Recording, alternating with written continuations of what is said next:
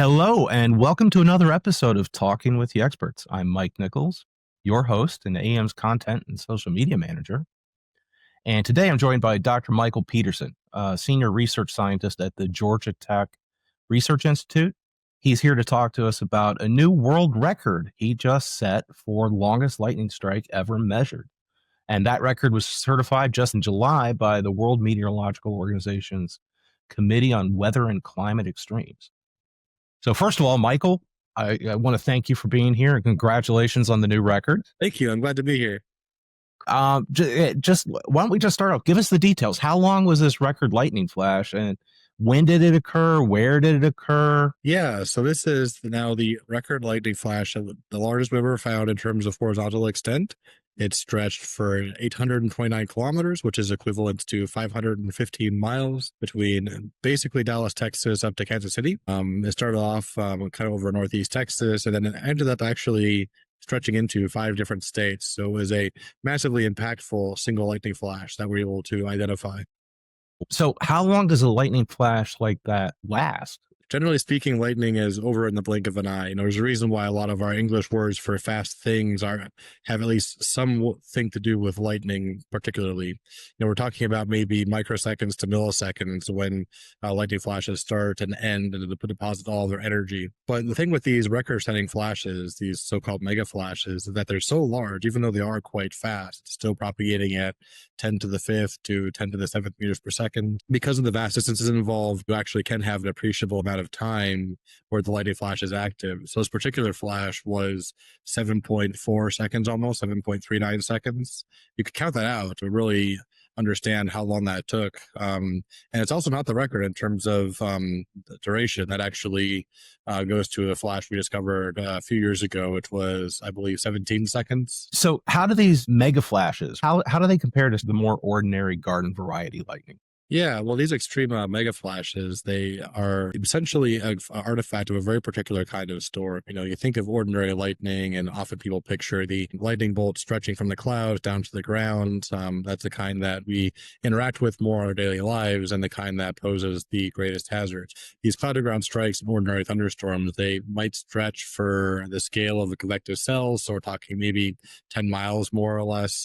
But the thing is, that is entirely dependent on the storm type. If you have a isolated system, it's not going to be much larger than that. In order to get these really big lightning flashes, we have to have much bigger storms, and we get those big storms in these organized convective systems that occur over the plains. Even getting here to Georgia, they are on what we call the mesoscale, giving them their name, mesoscale convective systems, or MCSs.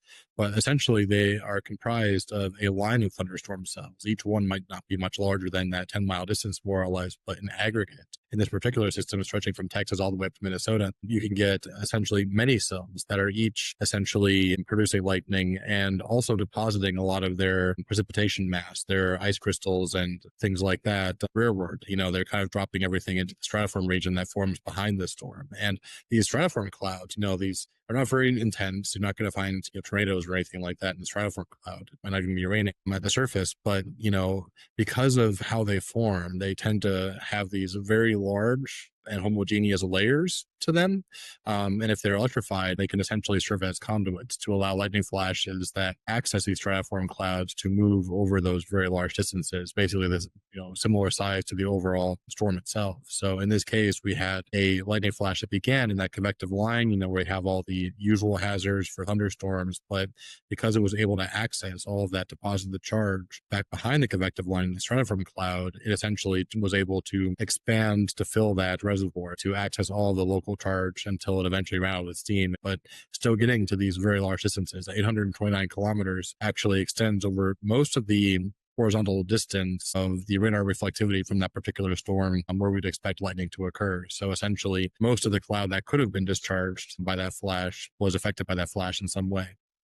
What is it about areas like this that make them so conducive to these large mesoscale convective systems? Well, mesoscale convective systems that happen in a lot of places. In the plains, we have the confluence of factors. We have the local environment. We have low-level jets and things like that. But actually, that touches on a very interesting question. So, mesoscale convective systems are not rare. They happen all the time in many parts of the world. But mega flashes, well, they tend to form only in specific regions. I mean, at least the big ones. We can have mega flashes maybe 100 kilometers across, in most of the Americas, for instance. But getting to these extreme scales, these 500, 700, 800 kilometer discharges, they only occur in very specific locations.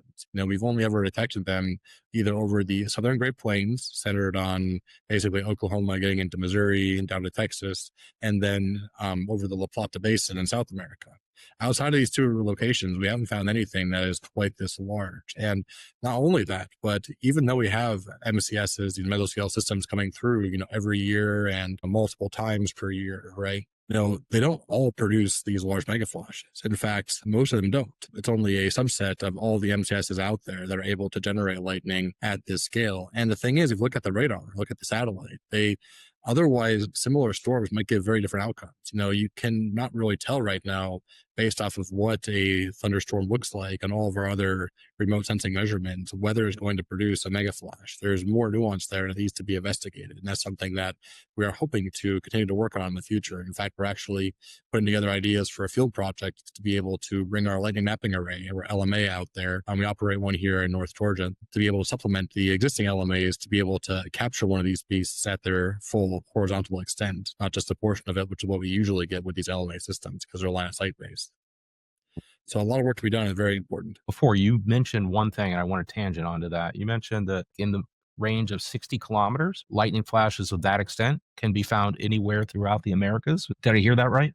I said 100 kilometers, not everywhere, but it's more common than you might think. Like even here in Georgia, we have a lot of mega flashes. They're just on the smaller side. And even over the oceans, like you don't expect having a lot of lightning over the oceans, which is true, but actually they're more prone to this horizontal structure compared to land overall. And we've known this ever since NASA launched their tropical rainfall measuring mission satellite back in the late 90s with its lightning imaging sensor, which was essentially an older version of the technology that would go on to form the geostationary lightning mapper that found this particular mega flash. So, how common would you say those smaller mega flashes actually are? I don't have a number top of my head in terms of the smaller size for the 100 kilometer ones. They probably happen in a larger fraction of thunderstorms than people realize, just because you're not usually looking at the data. You have to have these satellite data sets to be able to see them. But one thing that we were able to find out back in a prior record event is that the initial record, the one that was from 2018, where they essentially didn't have the GLM data yet, they didn't have the space-based lightning data yet, using these to find the biggest flashes. Well, the biggest flash they found there was only 321 kilometers in horizontal extent, measured the same way as our GLM mega flash today at 829 kilometers. But the thing is, that kind of lightning flash for LMA is very hard to see because it's essentially pretty close to the maximum range you can get from an LMA system, because you have to be a line of sight on the part of the flash that you're detecting. And these networks are regional scale, right? But the thing is, going back, years later, looking at the satellite data, we were able to find that actually those 300 and some kilometer flashes happen on average once per day. They are not rare at all. It's just a matter of you have to have the right instrumentation in the right place at the right time to be able to actually sense them. That makes sense. That makes a lot of sense. So, coming back to the record setting flashes, this is not the first time you've set a record for longest or most extensive mega flash ever recorded, is it? No, actually, there have been 5 different records we've set so far, twice each for the longest extent and longest duration, and then once more for longest extent now with this 829 flash. But of course, it's not me. All the credit goes to NOAA and the geostationary lightning mapper, the GLM sensor on the GO satellites that are able to record these large flashes regardless of where they occur or when they occur and how infrequently they occur across most of the Americas and getting into the middle of the oceans as well. The problem with the GO satellites and the GLM sensor specifically is that they have to make a lot of important decisions really quickly. These are operational assets. You have to get the lightning data into the hands of the National Weather Service forecasters in a prompt manner. And what that means is that some choices have to be made in terms of how you handle the data. The GLM data is described as a fire hose coming down from space. That's a lot of information to process in a very short time.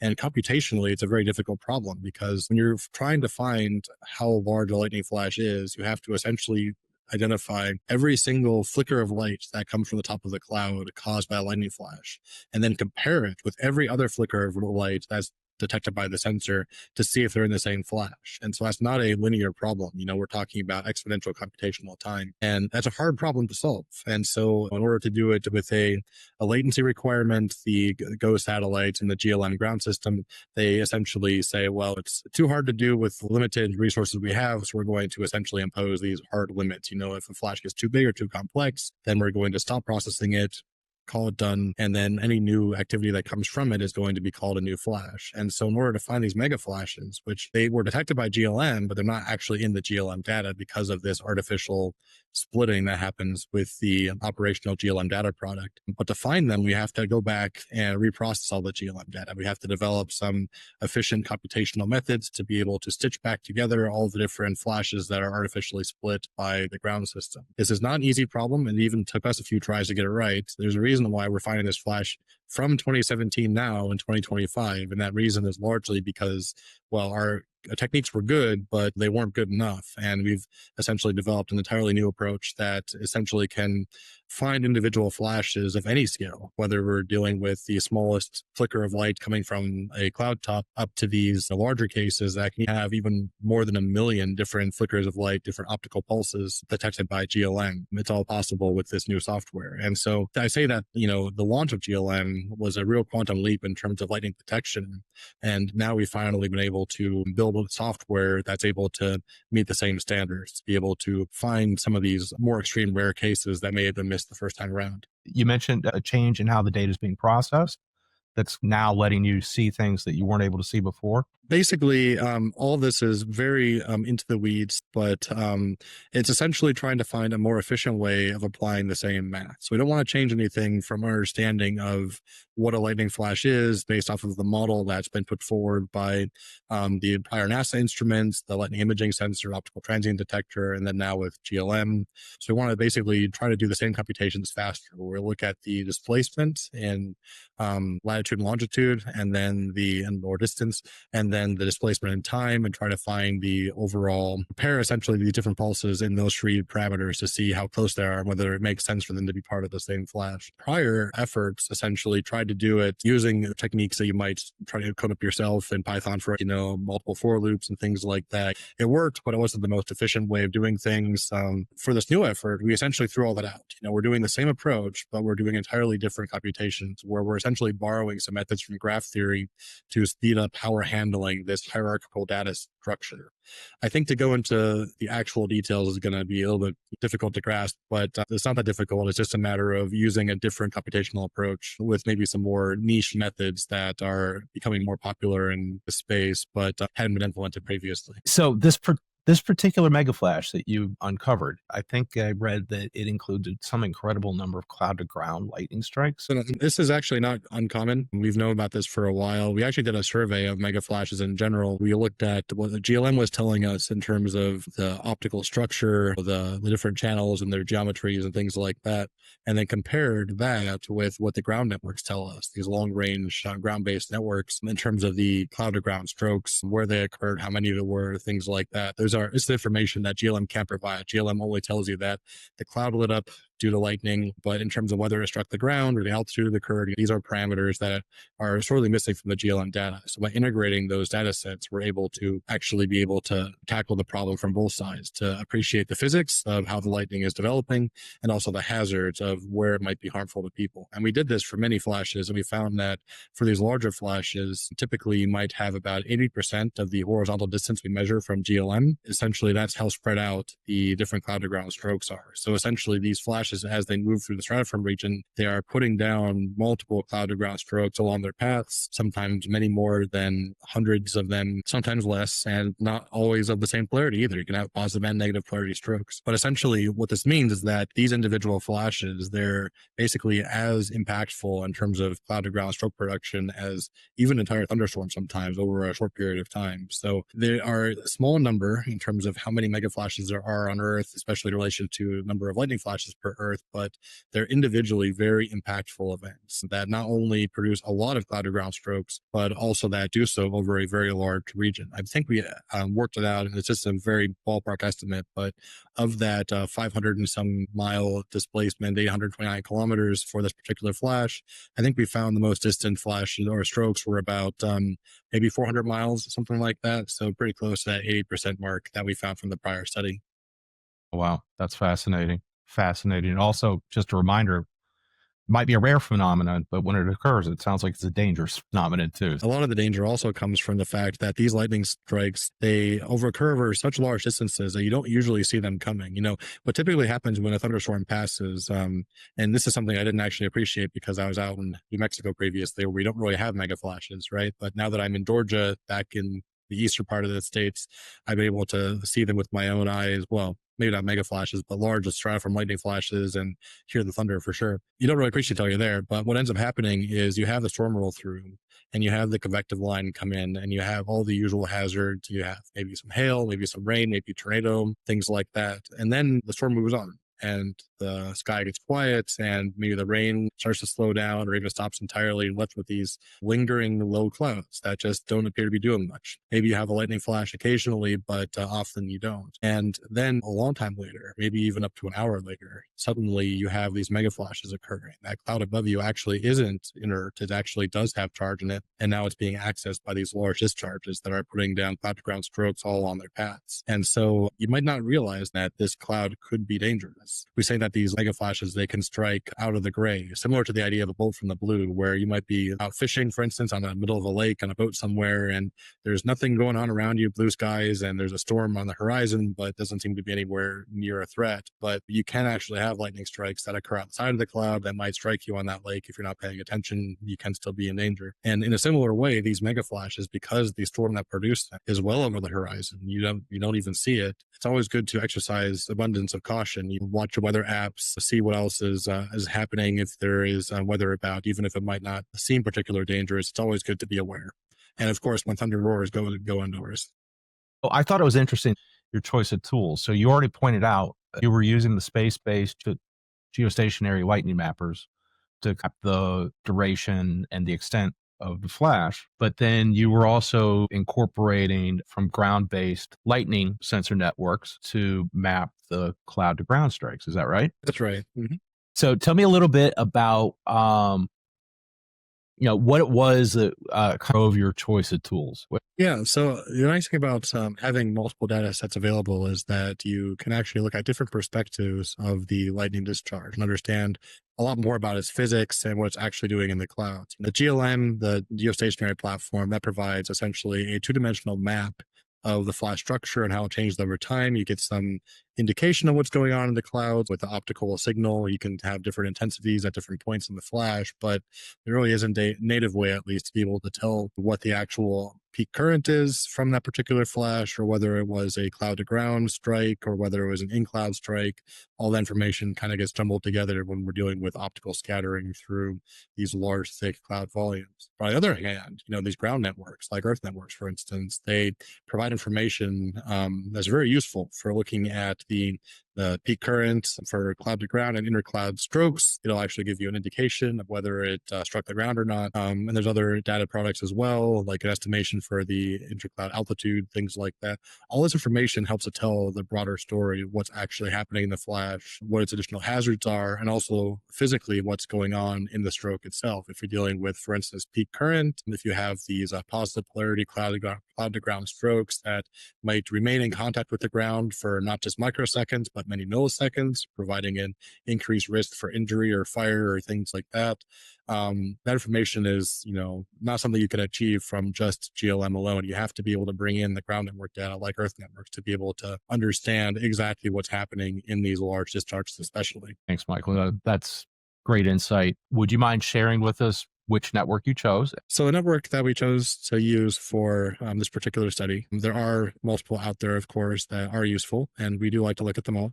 In the the particular paper we talked about, the Earth Network's total lightning network. And for that, a lot of it comes down to my personal experience working with Earth networks. I think I understand a lot of the details in the data set from many years of working with the data. And also I appreciate, that this data is very collaborative with the scientific community. It is a good tool to use in research.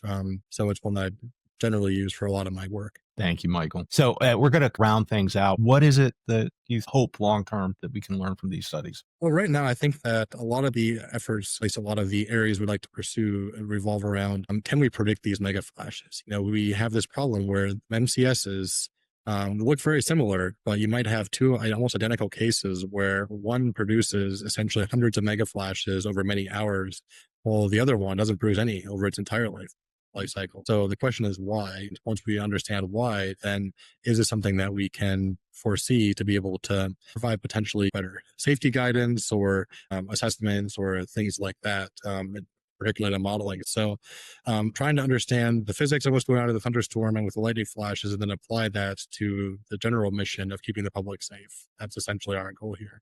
And then related to that, of course, also is to relate everything lightning does, not just the rates that lightning occurs at, but also these structural aspects of lightning. Is it more horizontal, more vertical? Back to the problem of severe weather prediction. Can we identify information about the likelihood of severe weather events based off of information we can gather from these long range measurements of lightning, which can tell us a lot of details about what's actually going on at the heart of convection, a place that is difficult to be able to monitor, especially when you're not in the US with our lovely NextRad network, for instance. And with that, it is time to bring our conversation to an end. So, Dr. Michael Peterson, thank you for taking time out of your schedule to be here. And thanks to all of our listeners. Thanks for tuning in. I hope you found our conversation as informative and insightful as I did. And until next time, this is Mike Nichols for AM and for Talking with the Experts.